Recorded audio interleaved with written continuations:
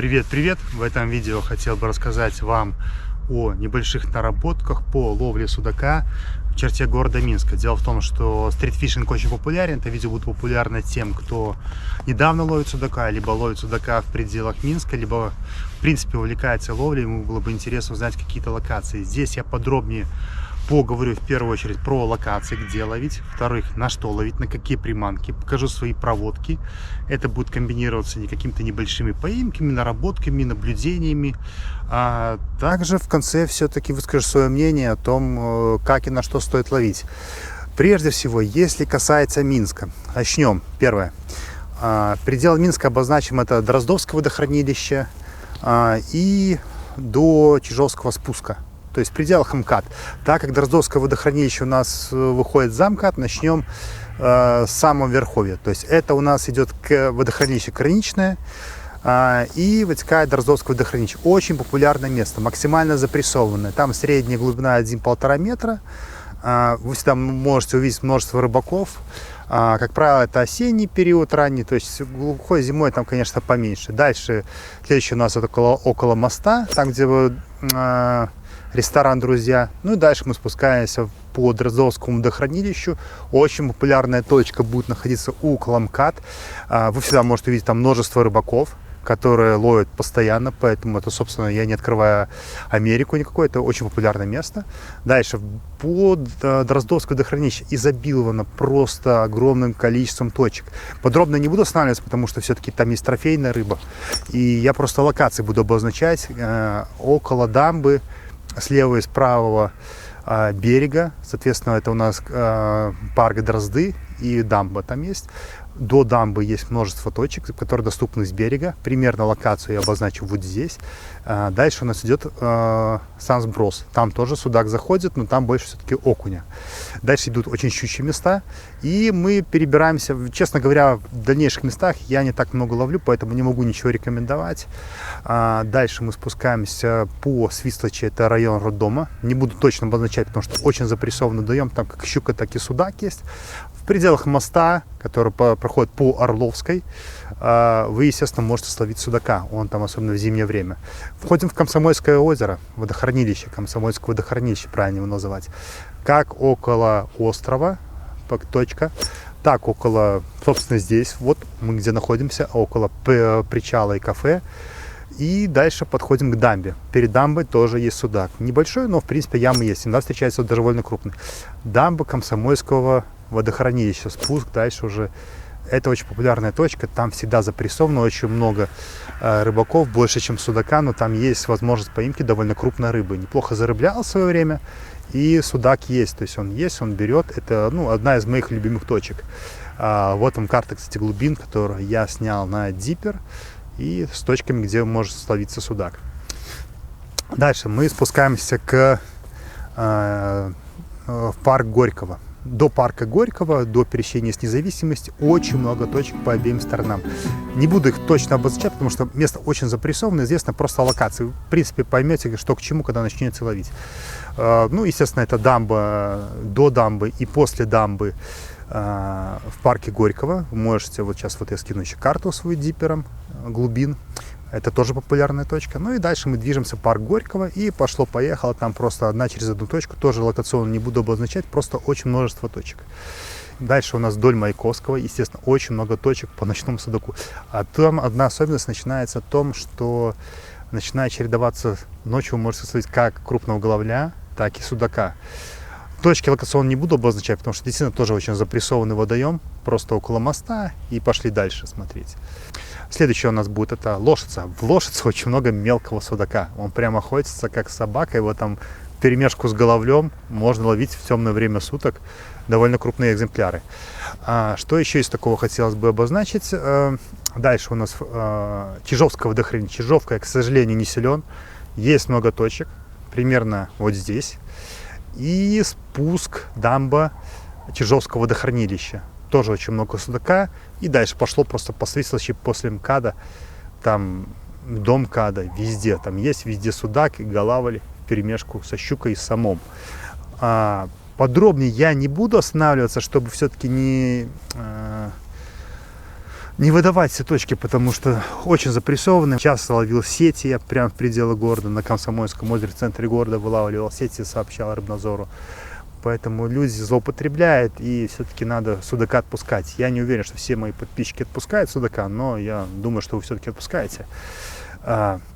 А теперь поговорим немножко в целом по локации, что должно быть в этом месте судака, что вы определили, потому что территориально я обозначил места, в которых он может водиться. На самом деле, основное, на что обратить внимание, это то, чтобы было течение, небольшая глубина, обязательно наличие ракушечника, вот. Малек гулял, в принципе.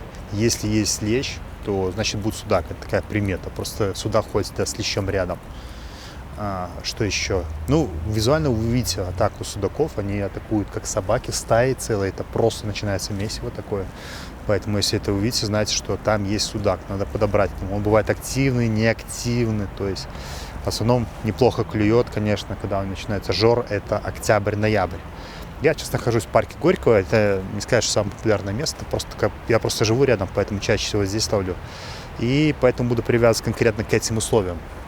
То есть будем разделять ловлю на приманках, все-таки это минохи, вот, воберы и джиг.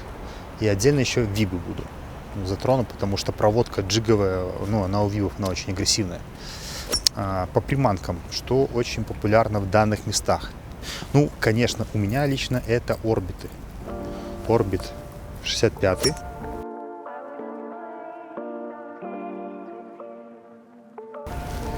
Восьмидесятый. И 90-й.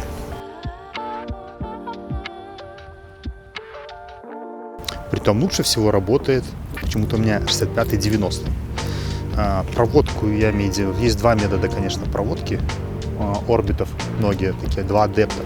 Назовем их вихровым и щербаковым. Щербаковый — это, естественно, протяжка и пауза. То есть вобер замирает на паузе, заглубляется, как-то покачивает. Вот на этот момент проходит поклевка.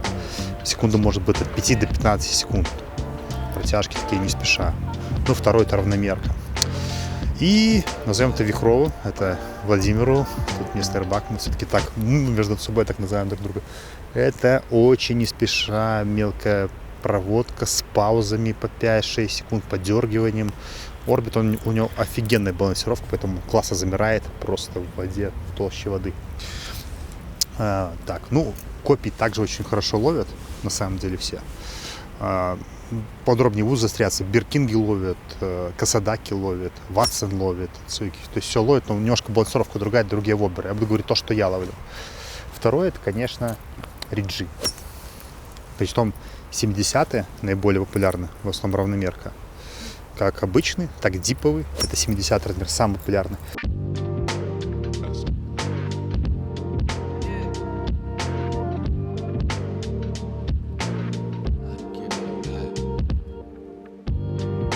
Очень неплохо отзываются все-таки здесь местные о таком вобере, как Басар 70 СПшка, в таком натуральном цвете.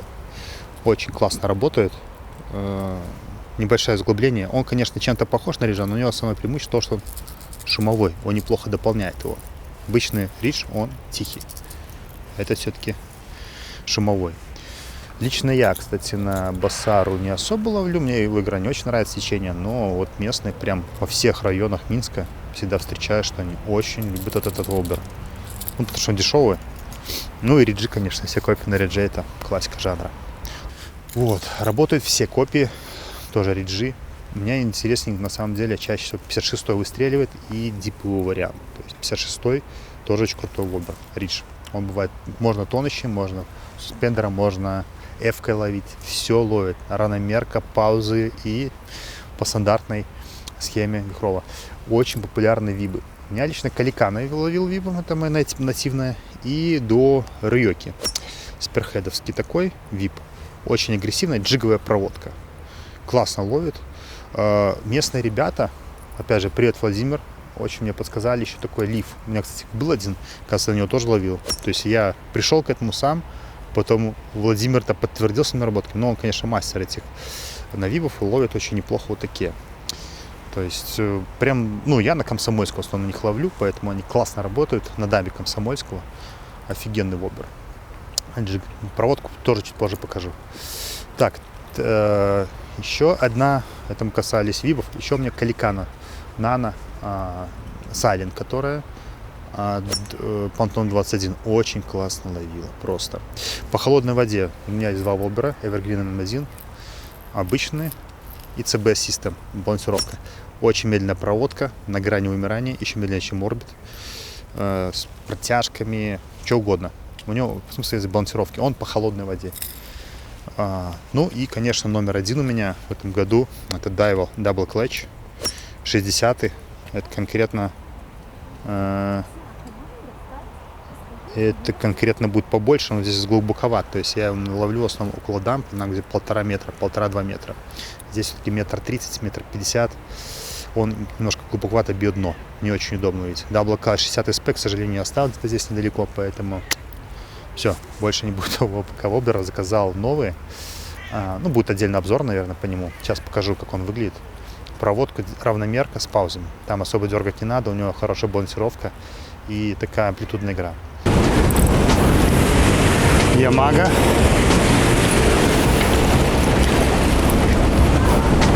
Очень крупный судак взялся. Прям давит меня. Это касается воблеров. Что еще у нас популярно, конечно, это джиг. Джиг. K-Tech.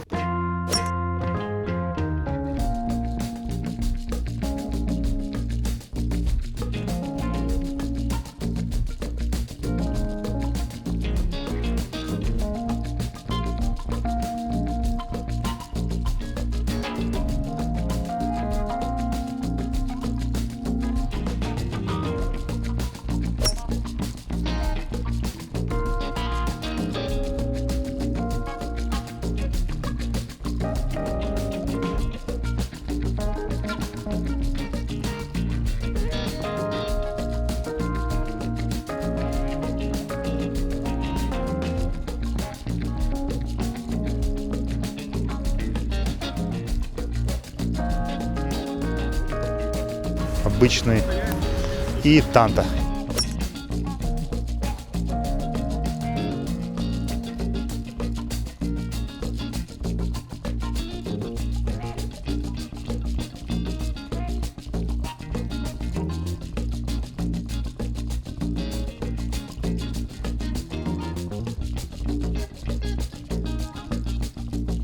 Забыл еще важную приманки. Я очень люблю слаги. Вестиновские слаги, свечгировские слаги, все они ловят. Еще в этих местах очень хорошо ловят Lucky John'овская резина, Paddle Tail такая. Там 3,5-5 дюймов на равномерке. Просто шикарно ловит моих знакомых многих. У меня лично, мне ее даже нету, но вот могу посоветовать то, что знаю, что люди реально и ловят. И то, что еще ловят, конечно, это Swimming Impact. В различных размерах, как фэт, так и обычные, они действительно ловят. В многих ситуациях облавливает даже танту мою же тоже. Ну и другие, в принципе, слаги такие, кейтечевские эти. Вот, тут главное, ну, по джигу я не знаю, что говорит, 2 оборота пауза, оборот паузы, с грузами играть надо. Это мои фавориты. Груза небольшие, там 2-3-4 грамма. Но я не основной джигист, поэтому не буду особо на этом заострять. Ну что, попробуем половить. Итак, попробуем показать два типа проводки на примере Орбита 80 SP. Колечко я заводное снимаю у него, потому что мне нужна его игра и 100% контакт. Итак, первый тип проводки. Заглубляем немножко его. Вихровый назовем это. То есть медленная проводка, буквально на вымирании. Пауза 5 секунд, можно 10 секунд. Но я не вижу смысла больше. Все. Вымирание. Можно небольшие такие делать, можно буквально покачивание. Вариаций много. Но смысл в том, чтобы он завирал на балансе, играл. Вот он лежал, сидел там по 10-15 секунд. Момент поклёва, кстати, проходит обычно вот в таком замирании. Такой небольшой тычок. Вот. То есть такой вид проводки, это мы называем, ну здесь называем вихровский, то есть на вымирании. нравящая рыбка. Второй тип проводки. Это, ну я его больше люблю с такими протяжками. Мы называем его щербаком, потому что впервые, по-моему, это Щербаков. Ну так говорят, вот местные рыбаки Щербаков. Я с ними соглашусь. Так, проводка заключается в чем? Заглубили. Пауза. Протяжку сделали. Выбрали слабину и ждем. Очень эффективная проводка. Вот на такой тихой приманке. Я не люблю долго ждать, темперамент не позволяет, но люди ждут по 10-15 секунд спокойно. Орбит офигенно сбалансирован, очень хорошо сбалансирован, занимает строго горизонтальное положение, суспендер чистого сейчас в воде. Единственное, здесь такая вот есть опасность, борт, который может зацепить приманку, поэтому я тут уже выбираю слабину прямо перед ним. Ну и третий вид проводки, это в принципе применимо как к орбиту, так и к риджу. Просто равномерка, с разными скоростями, с паузой можно делать. Очень неплохо так на тонущей приманке дать риджи тонущие, пускай он утонет. Дальше делаем равномерку. Это основные как у риджа, так и у орбита. Еще забыл сказать про дамбу. У дамб есть одно свойство, то, что часто, я замечаю, часто меняется створка спуска воды, поэтому некоторые точки могут перестать работать просто банально из спуска воды. Там, где он брался вот так в одно время, уже не работает. Он ушел, допустим, метров 20 в другое место. И второе, еще очень неплохо играет освещение. Построили новое здание, ресторан, открыли очень сильное освещение. Все, судак просто уходит, его там нету. Он смещается до 50 метров бывает даже. Другое, не знаю, связано, не связано, но вот у меня такое наблюдение есть. Сейчас я покажу проводку. Следующим это будет у нас эвергриновская М1 моя проводка. Так, ну что, эвергриновский CBS система. Вот у нее 3 шарика, которые стабилизируют.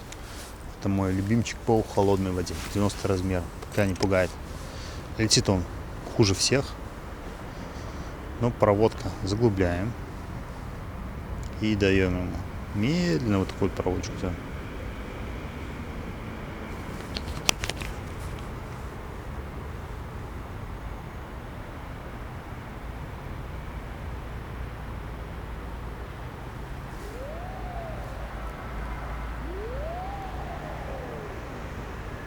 Комбинация всего, чего можно делать. Хороший баланс позволяет просто ему качаться, там, перекачиваться. Так, ну тут я уже снова подхожу к бортику. Очень много судака около бортика стоит. Теперь покажем на примере виба.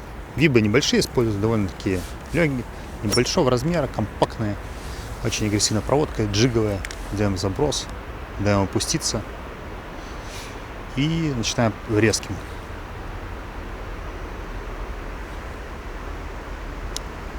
Как правило, судак вот атакует очень сильно, либо, ну, и сейчас очень багрится.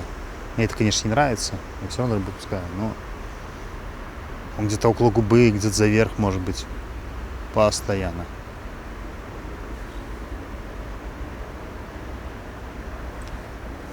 Каликаны я все-таки плавно делаю такие. Здесь я делаю резкие.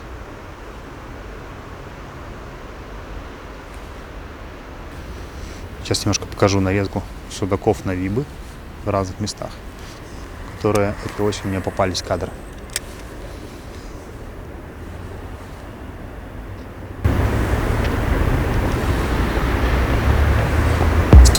Просто джиг. Тут как бы такого ничего мудреного нет, просто надо понимать, что ты делаешь, и знать места. Вот. Но это очень пассивная рыба, все-таки по темпераменту надо подбирать рыбалку. Джиг работает во многих случаях лучше даже, чем вобер. Сейчас, допустим, джиг лучше будет работать, чем вобер. Ну, мне хочется половить на вобер довольно крупную рыбу, потому что на вобер влетает серьезная рыба. Там 70-80 метров элементарно можно словить в любой части города. Вот.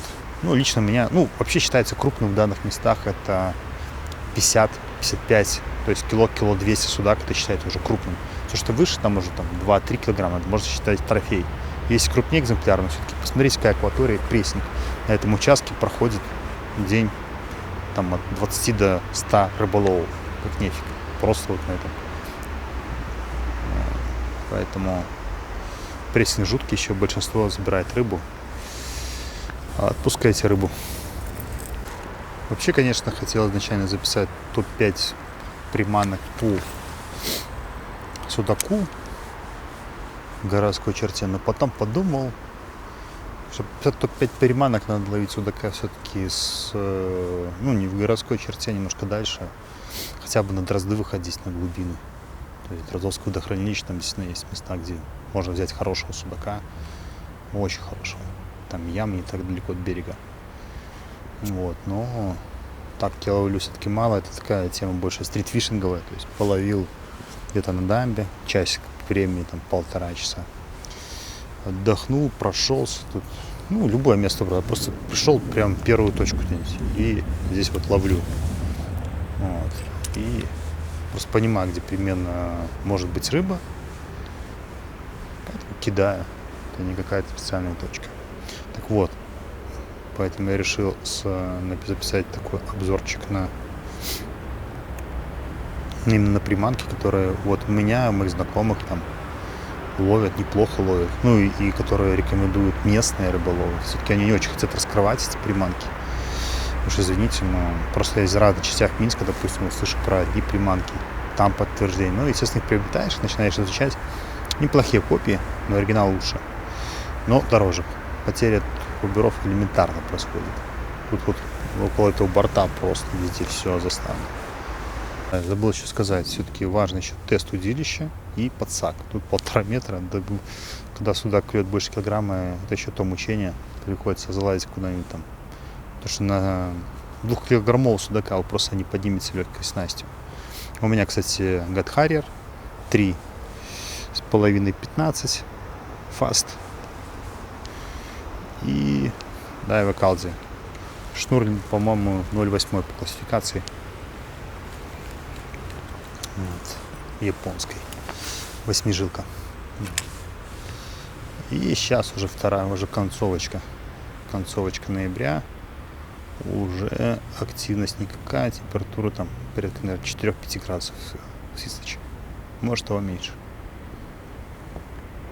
Ну что, мне кажется, я тему стритфишинга раскрыл сколько мог. И 110-й воблера в городской черте ловят просто феноменально. 110-й орбит, допустим, на его копии.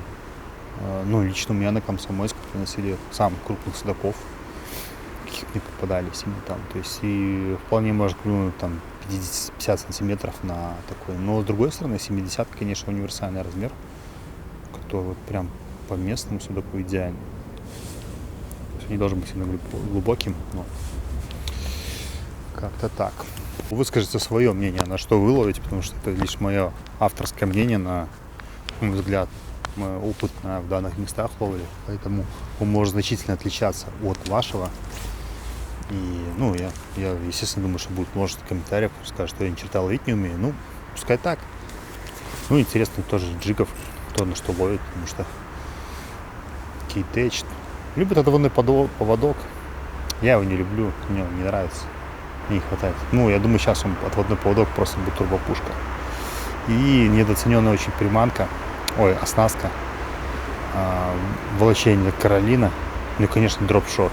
По судаку до места, знаете, я, естественно, их палить не буду всех прям, потому что я уверен, что просто не все рыболовы, которые меня смотрят, отпускают рыбу. Если бы все были, естественно, бы говорил. Все. Но с другой стороны, раскрывать точки тоже рыболовым это неуместно.